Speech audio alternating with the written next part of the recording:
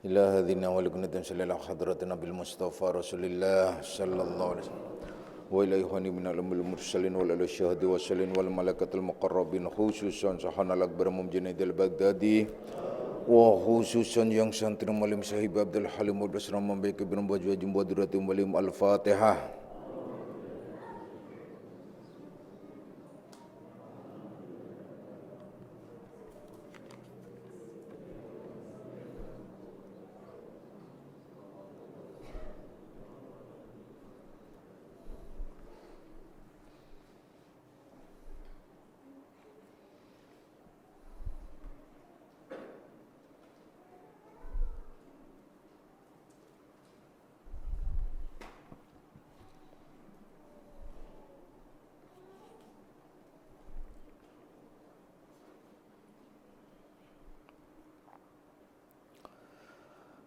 Assalamualaikum warahmatullahi wabarakatuh.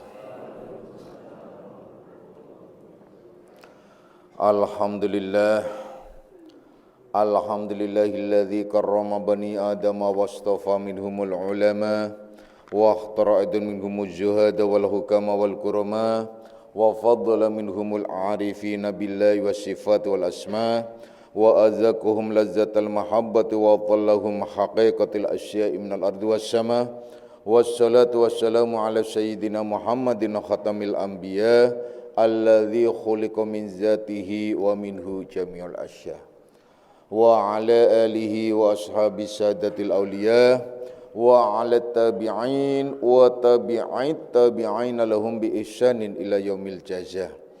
Subhanaka la ilma lana illa ma 'allamtana innaka antal alimul hakim wa la haula wa la quwwata illa billahil aliyil azim amma ba'd. Ma'asyiras salikin, kaum bapak dan kaum ibu jamaah pesantren Akmaliyah, anak-anak rohaniahku semuanya, baik yang hadir secara jasmani maupun nafsani, baik yang mendengarkan langsung di pesantren Akmaliyah maupun yang melalui radio online Akmaliyah. Insya Allah mudah-mudahan di senja Ahad ini kita bersama-sama mendapatkan limpahan rahmah, maghfirah serta hidayahnya. Amin ya rabbal alamin. Mari kita lanjutkan kajian kita di dalam membahas kitab Ihya Ulumuddin dan kitab Syarus Salikin. InsyaAllah kita sedang dan akan membahas tentang bagaimana menanggulangi kemarahan apabila marah itu datang pada diri kita. Sudah dijelaskan pada kajian yang lalu bahwasanya al-ghadabu minasyaitan, ghadab itu datangnya dari setan. Nah, kemudian setan itu khuliqa minan nar, setan itu tercipta daripada api. Maka apabila di antara kalian ada yang marah, hendaklah berwudu karena api itu padam dengan wudu. Artinya padam itu dengan air api itu. Jadi api itu padam dengan air, maka siapapun yang marah hendaklah mengambil air wudu ya. Anak-anakku semuanya, persoalannya ialah banyak orang yang marah dan banyak pula orang yang mengamalkan dengan mengambil air wudu, tetapi tidak juga bisa reda kemarahannya. Apa sebabnya? Apakah ada kesalahan atau bagaimana? Tentu saja ada kesalahan di sini. Kesalahannya ialah memahami untuk memadamkan setan yang dari api itu hanya sekedar air yang lahiriah. Sementara setan itu sifat yang ada dalam diri kita. Kemudian wudu adalah sesuatu yang lahiriah. Airnya, coba kebayang gak sih? Sesuatu yang batiniah dilawan dengan sesuatu yang lahiriah, kan gak ketemu. Jadi isyarat saja sebenarnya ya, bahwasanya faliyatawaddo, maka ambillah air wudu, ialah karena tidak ada jalan lain di samping membersihkan mukanya ya, yang kerut-kerut. Kalau orang marah kan mukanya kerut-kerut tuh, merah kan ya. merah, kerut-kerut, cemberut, jelek deh pokoknya. Pokoknya kalau kalian lagi marah coba bercermin deh. Insya Allah kalian lihat di situ ada kuntilanak ya. Iya di cermin itu, nah itu makanya itu maksudnya itu. Sedangkan yang disebut setan itu khuliqa minan nar, tercipta dari api. Api itu bisa padam dengan air. Itu perumpamaan tuh bolak-baliknya. Api ini bisa padam dengan air. Sementara setan ini sifat. Air ini adalah lahiriah. Harusnya kalau orang paham, kalau ini sifat berarti yang dikehendaki air ini ialah sifatnya air. Makanya ada istilahnya itu dengan ma'ul barid, air penyejuk jiwa. Air penyejuk jiwa apa sih? Ini kan persoalan lagi. Air yang menyejukkan jiwa itu tidak ada kata lain ialah memaafkan. Nah, maaf, nah itu jadi memaafkan itu maksudnya itu begitu ya. Jadi kita kalau kita marah kan pasti ada persoalannya. Apa sih marah itu? Ini kan masalah kembali kepada ilmu ya. Marah kenapa kita marah? Kan ada beberapa masalah. Kita marah pertama karena kita marah kalau kita dicaci maki orang. Kenapa marah dicaci maki orang? Karena kita merasa terhina, direndahkan. Nah kan berarti merasa terhina dan direndahkan. Berarti orang itu salah sama kita. Atau kita itu adalah merasa tidak diperlakukan adil, marah. Atau kita dikatain, marah. Atau kita tidak dikasih uang, marah. Bukan kita, kalian kali ya. Terus apa lagi? Banyak. Istilahnya banyak yang jelas. Yang tidak sesuai dengan nafsu kita, yang tidak sesuai dengan selera kita, yang tidak sesuai dengan keinginan kita, itu bisa jadi kita marah. Nah itu semua hendaklah kalau mau pakai ma'ul barid, air penyejuk jiwa itu secara global memaafkan orang yang mencaci maki, memaafkan orang yang memperlakukan kita tidak adil, memaafkan orang yang membuat nama kita jelek, memaafkan dan banyak lagi memaafkan. Tenang, tentram hati kita ya sudah. Dengan kata lain pula, memaafkan itu harus disertai pemahaman dan pemakluman. Pemahaman dan pemakluman, kalau tidak memahami dan tidak mempunyai pemahaman yang benar, maka tidak memakluminya. Contohnya orang itu mencaci maki, ya maklum deh orang dia orang gila. Nah itu kan udah selesai kan maklum. Nah, kemudian kalian difitnah ya maklum orang dia mau orang bodoh gitu loh. Nah, apalagi maklum, kok nggak dikasih duit? Ya maklum lah orang dia juga nggak punya uang yang harusnya dikasih. Nah itu kan contoh. Jadi memaklumi. Nah, itu. Jadi memaafkan itu adalah harus disertai pemahaman yang maklum. Nah itu artinya yang mengetahui, memahami. Nah itu maksudnya ya. Jadi seperti pada kajian yang lalu bahwasanya ada dua cara, ialah dengan amal dan ilmu untuk meredakan marah. Ada dua cara, dengan amal dan ilmu. Dengan ilmu dan amal ya, dengan ilmu dan amal. Nah, sedangkan dengan ilmu itu ada 6 perkara. Satu sudah dijelaskan, yaitu seperti kita memaklumi, kita memahami, nah itu, kita mengerti, nah tentang orang-orang ya yang semacam itu, nah itu. Oleh karenanya kita harus memaafkan ya, seperti yang di dalam firman Allah Subhanahu wa taala, yakni untuk Amirul Mukminin, khudil afwa wa'mur bil 'urf wa'rid 'anil jahilin. Yakni disebutkan maafkan mereka kesalahannya mereka, hai Amirul Mukminin, waktu itu lagi marah ya. Jadi Sayyidina Umar itu sedang marah, terus apa kalimatnya? Yaitu Ya Amirul Mukminin, khudil afwa wa'mur bil 'urf wa'rid 'anil jahilin. Maafkan tuh kesalahan mereka, ajak dong ke jalan yang baik dan benar. Engkau kan Amirul Mukminin, pemimpin orang-orang yang beriman, ya. Kemudian wa'rid 'anil jahilin, berpaling dari orang-orang bodoh dan jahil.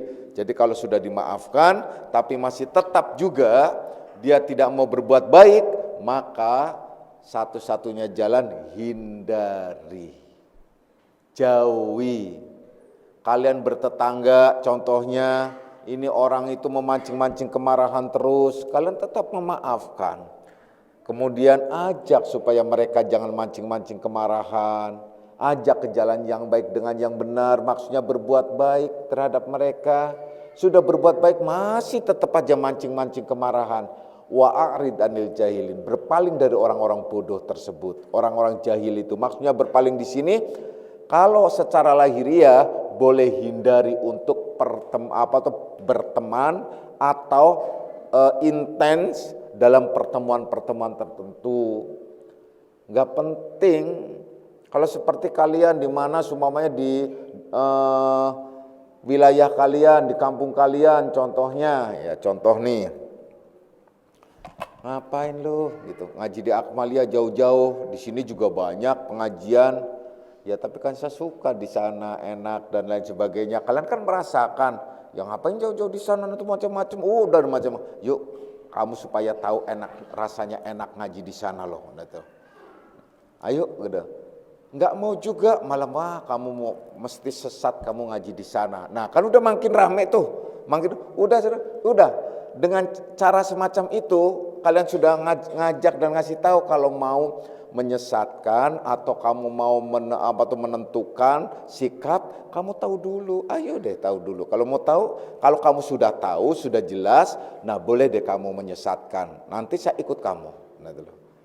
Tetap enggak mau. Ngapain? Orang udah tahuan sesat gitu. Wah, udah deh macem-macem. Itu kan biasa tuh. Itu kan berarti orang a priori. Bukan orang baik dan benar.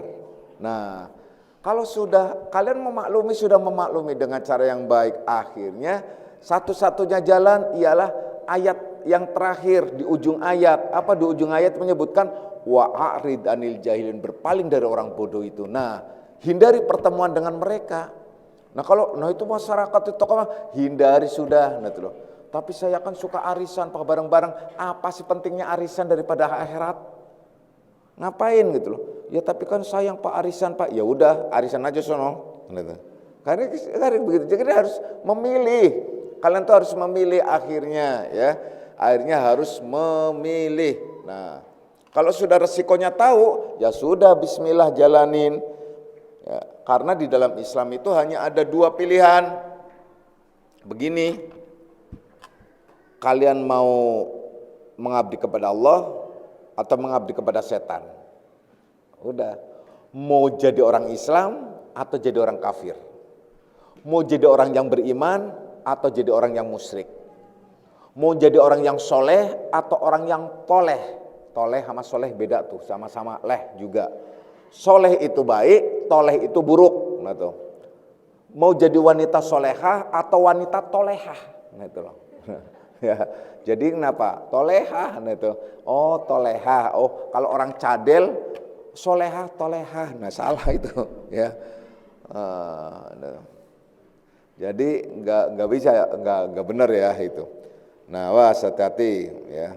Jadi itu saja pilihannya. Karena apa? Mau neraka atau surga? Udah selesai. Mau jadi baik atau buruk, udah pilihannya salah satu di antara dua itu. Maunya yang mana? Mau yang baik atau yang buruk?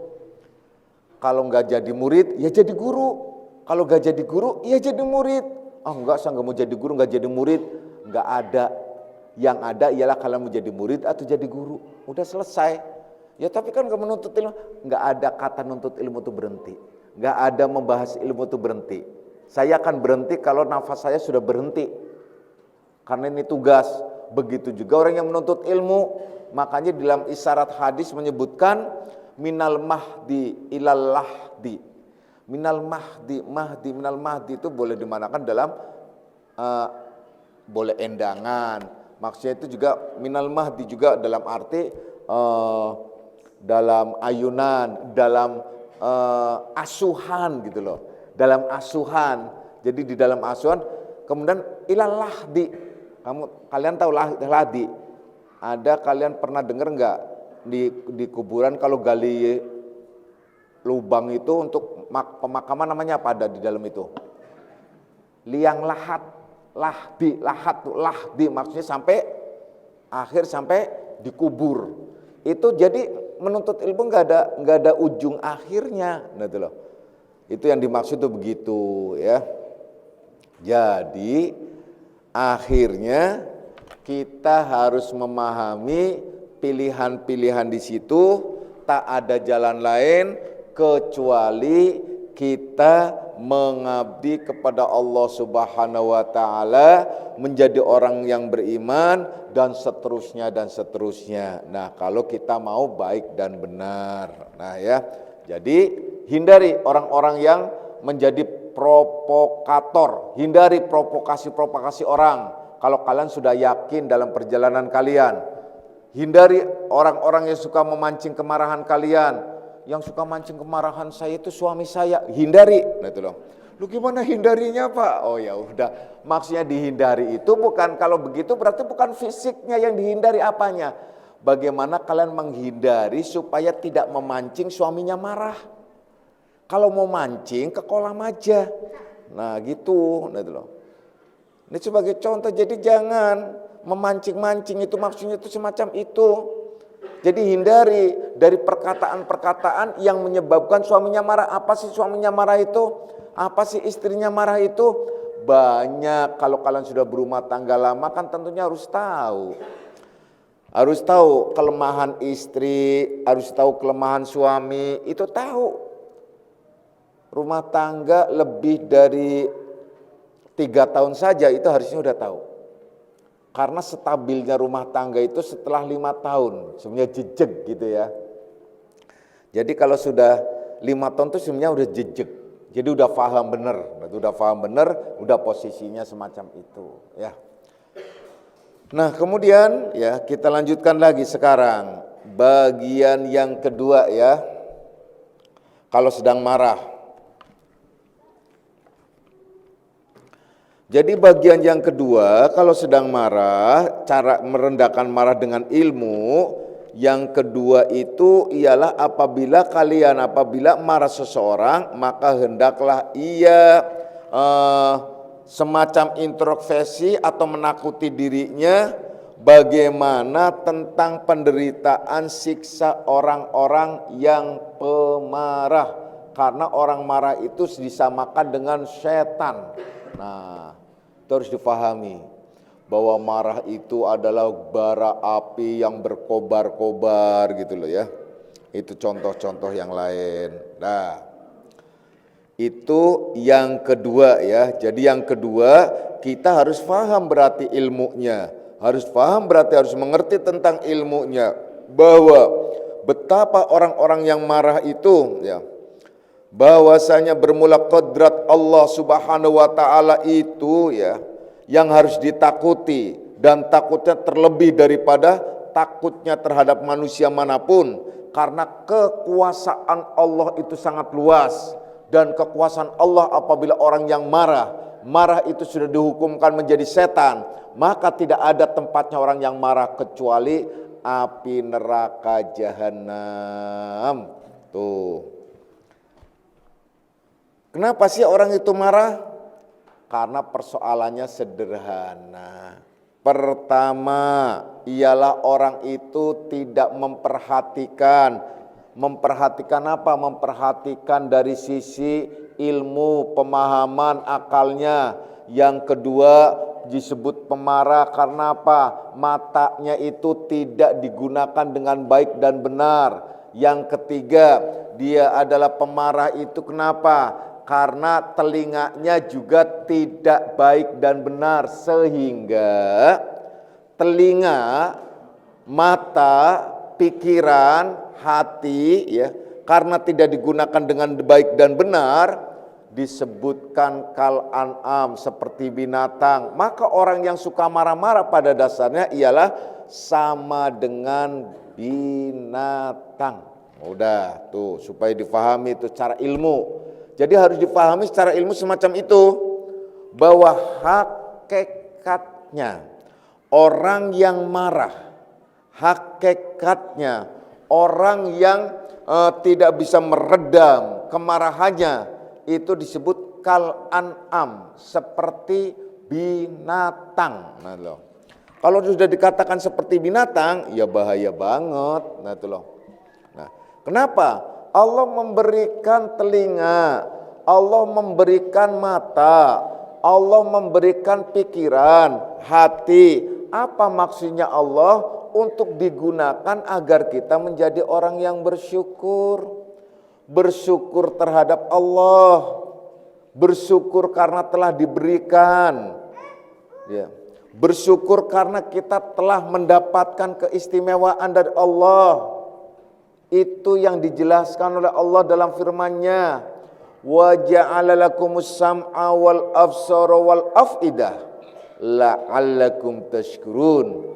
Bahwasanya, ya, bahwasanya dijadikannya oleh Allah untukmu akal, hati, apalagi mata dan telinga, semua itu adalah untuk agar, ya, yaitu agar menjadi orang yang bersyukur kepada Allah Subhanahu wa taala. Nah, itu kalau tidak bersyukur terhadap Allah Subhanahu wa taala dengan 3 hal tersebut, maka digolongkan orang-orang yang ingkar terhadap Allah. Kalau orang-orang yang ingkar terhadap Allah, berarti inilah yang disebut golongan setan-setan yang meliputi dirinya, karena setan tersebut yang telah menguasai dirinya. Allah menjelaskan, laqad dara'na li jahannama katsiran minal jinni wal insi. Sesungguhnya dipenuhinya neraka jahanam itu kebanyakan dari bangsa jin dan manusia. Kenapa? Karena manusia itu lahum qulubul la yafqahuna biha, bagi mereka dikasih hati dan akal, tidak digunakan dengan baik dan benar, hanya untuk marah-marah. Kan begitu, ya. Walahum a'yunun la yubsiruna biha, mereka dikasih mata tidak untuk melihat sehingga dapat meredam segala kemarahan. Melihat tentang kebesaran Allah, melihat tentang keistimewaan yang ada pada diri kita. Itu contoh. Walahum a'yunun la yubsiruna biha walahum adhanun la yasma'una biha, mereka dikasih telinga tidak untuk mendengarkan firman Allah, hadis Rasul, fatwa para ulama, mursyid, dan nasihat orang tua. Kenapa? Telinganya itu loh, summum bukmun umyun fahum la yarji'un, mereka itu semuanya sudah tuli, bisu, buta mata hatinya tuh, nggak bisa kembali lagi akhirnya. Oleh karena itu, pada saat kita sedang mulai meletup-letup kemarahan kita, kadang-kadang orang kan susah dikendalikan marahnya. Apalagi kalau sudah mulai marahnya itu udah yang temperamental, kasihan deh pokoknya kalau orang yang suka marah-marah tuh. Sebenarnya apa penyebabnya? Ini sebenarnya tidak lepas dari persoalan kehidupan di lingkungan sejak kecil. Tuh, biasanya tuh begitu. Mulai sejak kandungan, kan kemarin sudah dijelaskan, sejak dari kandungan sudah mulai mencak marah-marah. Jadi kalian tuh kalau nggak berilmu memang bahaya loh. Wanita yang kurang ilmu agamanya, ilmu pengetahuannya, ilmu sainsnya secara luas, itu bahaya memang. Bahaya benar. Makanya dipilihnya seorang wanita untuk dinikahinya, itu adalah salah satu di antaranya. Yang 4 ialah agama. Dalam hal ini agama itu ilmu dan pengamalan.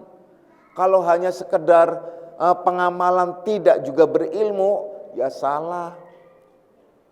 Karena disebut dhalalu syadid. Karena disebutkan apa? Wal amalu bihori ilmin dhalalu syadid.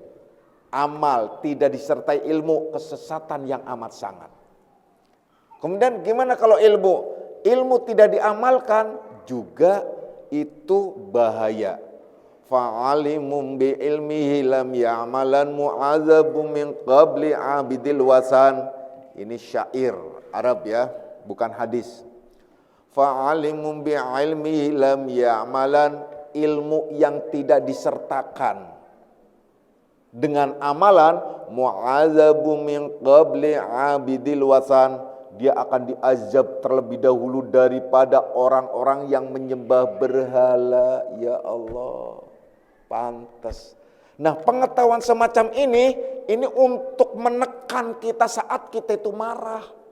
Ya Allah, kalau marah ini berarti saya ngikutin setan. Kalau ngikutin setan berarti ngikutin hawa nafsu kita. Ngikutin hawa nafsu berarti saya itu sudah menyembah selain Allah dong. Tapi kan kembali lagi, kadang-kadang kemarahan itu muncul tiba-tiba. Yaitu tadi, akibat dari mulai dari proses mulai dari pembuahan sampai dia itu adalah ada di rahim. Wanita yang mengandungnya marah-marah atau mudah marah atau mudah sebel, kemarin sudah dijelaskan. Berproses sampai lahir dihadapkan dengan kemarahan. Itu biasa. Nah itu namanya kenapa? Karena kebiasaan, budaya, kebiasaan lingkungan. Ya Allah, seperti nggak usah jauh-jauh lah, nggak usah marah. Kalian kalau umroh atau haji, kalian kan orang Indonesia. Orang Indonesia kan orangnya, apalagi orang Jawa, orang Sunda tuh lembut-lembut gitu loh. Bener deh, ngomong apalagi wanitanya, ya Allah ngomongnya juga kadang-kadang gak kedengeran. Saya apa gitu. So, kadang-kadang kalau ada orang konsultasi ngobrol dapat ngomong apa gitu loh. Sampai saya harus apa gitu. Ya ampun, ngapain sih ngomong yang bener apa gitu loh. Iya Pak gitu loh, aduh saya ampun deh. Itu kan lembut-lembut. Orang nunjuk aja, kalau yang dianggap orang yang lebih dihormat itu aja gak berani pakai itu gitu. Ini gitu loh. Rumahnya si A di mana? Itu deket itu ternyata gitu.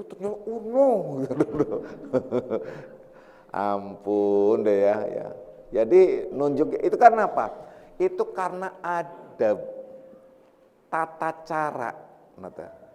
Nggak tahu sih kalau di Medan itu atau, tapi begini juga kok orang-orang Medan yang di sini ya. Nah orang gini juga kebiasaan, nggak tahu kalau yang di Medan sananya sih. Ya, di sana tuh sana gitu. Bisa jadi kan, nih gitu. Jadi ngasih tahu itu gitu loh itu. Jadi sopannya pakai kepelan. Nah, itu kan contoh yang paling sederhana. Indonesia itu loh, orangnya lembut-lembut gitu loh. Ngomongnya juga lembut-lembut gitu. Karena apa? Budaya dan kebiasaan di lingkungannya. Kalian umroh deh atau haji deh. Baru turun bandara, wah, kalau orang yang gak biasa itu bisa langsung, kenapa? Pingsan. Karena dengar apa? Orang Arab ngomongnya kenceng banget. Ngomong biasa aja kayak ngomong, wah. Apalagi marah. Kalau marah, satu ruangan bandara itulah deger semua. Kaget gitu loh kadang-kadang. Kenapa? Yang maklum karena di sana nggak ada speaker. Ya. Kenapa? Karena udah udaranya panas, udah begitu di sana itu, ya udara panas, sudah panas, kemudian nggak ada pohon-pohonan. Pohon-pohonan maksudnya nggak ada pohon-pohonan itu kalau kalian lewat daerah Mekah, Madinah itu nggak ada. Tapi kalau di kota-kotanya banyak gitu loh, karena udah teknologi ya. Nah, itu teriak-teriak, ngomong itu teriak-teriak itu udah biasa dan itu dianggapnya biasa gitu loh. Kalian dengar, oh udah beda lagi, sangkanya berantem. Sangkanya berantem. Orang menjelaskan sesuatu saja, orang diperiksa menjelaskan, koper itu lewat. Ya ampun, orang yang lagi duduk nunggu itu nengok semua. Kenapa? Menjelaskan padahal. Menjelaskan itu, teriak-teriaknya, ampun deh, pokoknya begitu deh. Pokoknya dia itu sebelum apa? Sebelum dimarahin, dia ngomong kencang dulu. Kan orang kincep semua. Coba. Makanya kan kalau orang Indonesia kalau kedatangan orang Arab kincep semua. Daripada repot gitu ya. Kincep semua itu begitu, itu kebiasaan. Ya nggak usah jauh-jauh lah, kalau orang yang biasa kerja di proyek itu ngomongnya juga kenceng. Orang yang biasa di daerah Pantura juga kenceng ngomongnya. Ya nggak usah jauh-jauh lagi. Waktu saya berkunjung ke Besan, ke daerah Makassar, terus terang saya kaget loh. Kaget kenapa? Saya sampai mundur. Saya kira itu orang marah gitu loh. Saya tanya doang, tanya apa sih? Ada apa tuh namanya? Ada kopi nggak? Kopi maksud saya kan kopi nian. Kopi apa tuh? Ya kopi, maksudnya kopi. Saya tanya mau kopi, mau nyeduh kopi. Dia teriak ngomongnya loh. Teriaknya bentak lagi gitu. Saya, ada kopi nggak? Tidak ada. Wah langsung saya mundur bener deh. Lah itu, ini terus adanya kopi apa tuh, kopi yang sasetan. Dia ngomongnya lain gitu, bukan kopi itu namanya. Padahal kopi yang campuran itu loh, yang udah campur itu dia bukan kopi namanya. Padahal saya maksudnya itu, tapi pas ada tidak ada, saya mundur. Ini nggak ngarang-ngarang, kaget karena malam-malam gitu loh. Kaget gitu, tidak ada. Oh maksudnya itu, tapi biasa itu tidak ada gitu. Tidak ada, itu nyentak gitu. Dia bahasanya kan biasa nyentak. Nah, itu contoh. Itu bukan berarti marah, bukan berarti marah itulah. Tapi kebiasaan. Nah, kebiasaan semacam itu nggak apa-apa. Tapi kebiasaan yang akhirnya terbentuk menjadi psikologis orang yang temperamental itu persoalan ya. Nah, jadi satu-satunya jalan kalau kita ya mau kelihatan meredam marah ialah salah satu di antara cara 6 cara ya. 6 cara ialah yang kedua itu mengingatkan ke dalam diri kita tentang penderitaan yang diberikan oleh Allah dalam bentuk azab atau siksaan. Yaitu karena marah itu sudah dinyatakan dianggap ialah setan. Karena datangnya dari setan. Maka orang yang mengikuti setan berarti orang-orang yang memang pengabdi setan. Nah, maka nanti akan ada film sebelum setan menjemputnya. Nah, aduh, ada aja ya. Nah, itu yang kedua ya. Sekarang yang ketiga. Kemudian apabila datang marah seseorang, hendaklah juga ya langsung menakuti dirinya dengan segala bentuk kesusahan dan memperbanyak tentang musuh-musuh di sekitarnya. Karena orang yang mudah marah itu tidak menutup kemungkinan berlanjut pada pertengkaran yang akhirnya secara fisik berkelahi dan lain sebagainya. Itu efek. Rugi kok orang kalau marah. Kalau marah itu urusannya tambah panjang, segala macam apapun. Coba deh. Ada orang yang marah karena apa? Hanya disenggol mobilnya. Turun langsung orang yang nyenggol ditonjok. Nah, sementara orang yang nyenggol itu ialah orangnya kurus. Kebetulan dia kena TBC. Ditonjok sama orang yang punya mobilnya itu cakep, gede, dan dianya orangnya keker, tonjok, klek. Langsung dia pingsan. Pingsan langsung repot, dia langsung bingung, mungkin bingung dianya, warga tahu, akhirnya diambil, dibawa ke rumah sakit. Belum sampai rumah sakit mati. Tuh kan. Nyesel kan seumur hidup, nyesel dia. Nyesel seumur hidup nonjok orang sampai mati, kebayang gak sih? Padahal yang ditonjok orang TBC lagi ngek-ngek gitu.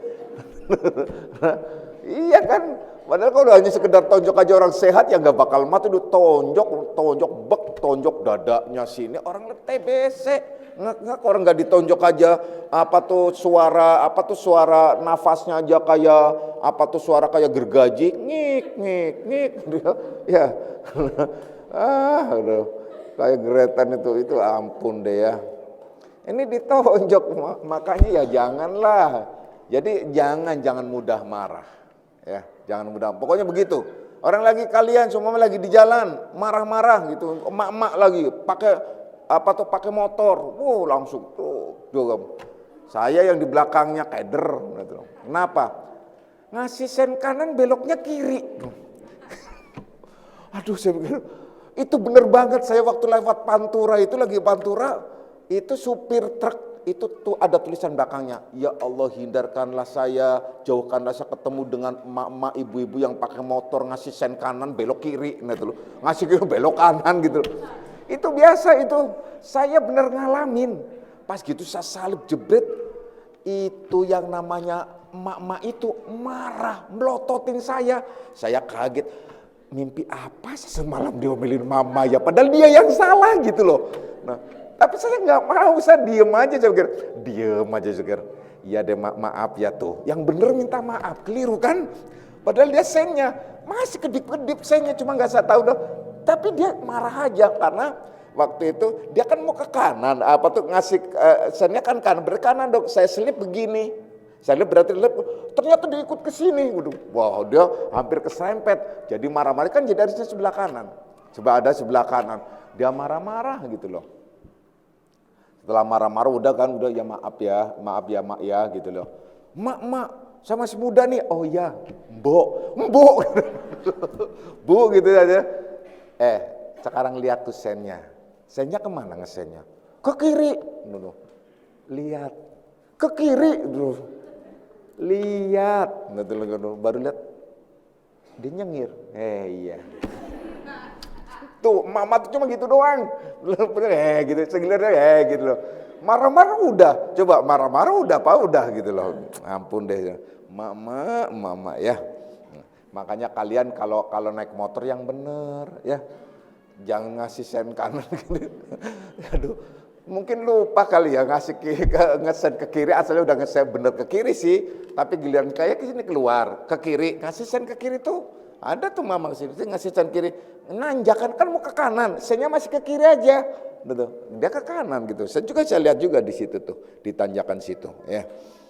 Sering itu begitu tuh berarti emak-emak itu tandanya pelupa. Kenapa? Mama tuh banyak pelupa. Dan yang pikun itu kebanyakan nenek-nenek, bukan kakek-kakek. Karena apa? Karena persoalannya banyak sekali persoalan yang masuk dalam diri dan sekaligus juga kaum wanita itu adalah rahimnya itu tempat kandungan. Nah itu loh. Jadi banyak tekanan-tekanan tertentu. Makanya kadang-kadang mudah lupa. Jadi mama tuh mudah lupa. Yang nggak lupa apa? Yang nggak lupa naruh terasi doang.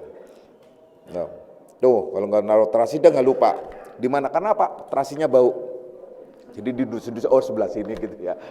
Tuh gitu ya. Dah kita lanjutkan lagi ya.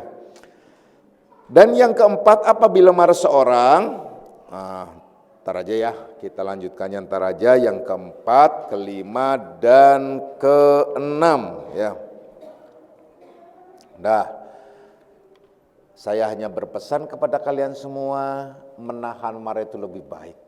Dan menahan marah itu, kalian akan mendapatkan keistimewaan dari Allah Subhanahu wa Ta'ala. Salah satu di antara keistimewaan, diampuni segala dosa-dosanya ya. Dan Allah menurunkan rahmat bagi orang-orang yang bisa menahan amarahnya ya. Dan insya Allah mudah-mudahan kita golongan orang-orang yang mendapatkan rahmat dari Allah Subhanahu wa Ta'ala. Amin ya rabbal alamin. A'udzubillahi minasyaitonirrajim. Bismillahirrahmanirrahim.